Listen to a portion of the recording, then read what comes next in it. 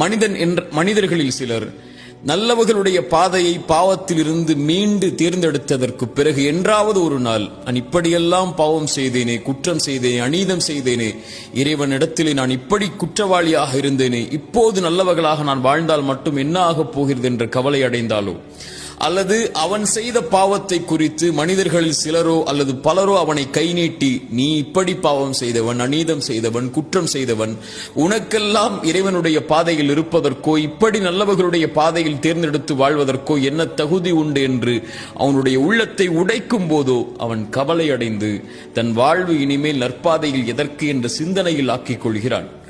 இறை நம்பிக்கை கொண்டவன் கடந்த காலத்தில் செய்த பாவத்திலிருந்து மீண்டதற்கு பிறகு ஒருபோதும் அதை குறித்து கவலையடைய வேண்டிய அவசியமில்லை. இறைமறை சொல்லுகிறது, வல்லதீன இதா ஃபஅலு ஃபாஹிஷதன் அவ் ஸலமு அன்ஃபுஸஹும் ذكرுல்லாஹ். ஒரு அடியான் நல்லவராக வாழ்வான், அவன் ஒரு நாள் மானக்கேடான செயலை செய்வான் அல்லது அநீதம் செய்வான் தனக்குத்தானே.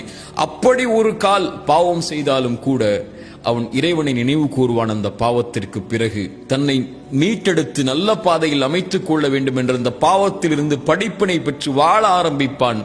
அவனுடைய பாவத்தை இறைவனை தவிர யார் மன்னிக்க முடியும் என்று இறைமறை கேட்கிறது. மேலும் சொல்லுகிறது, அவன் யார் தெரியுமா? வலம் யுசிர்ரு அலா மா ஃபஅலு வஹும் யஅலமூன்.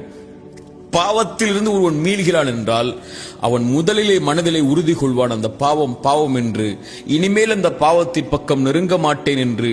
ஒருபோதும் அறிந்த நிலையில் அதே பாவத்தை மீண்டும் அவன் தொடர மாட்டான்.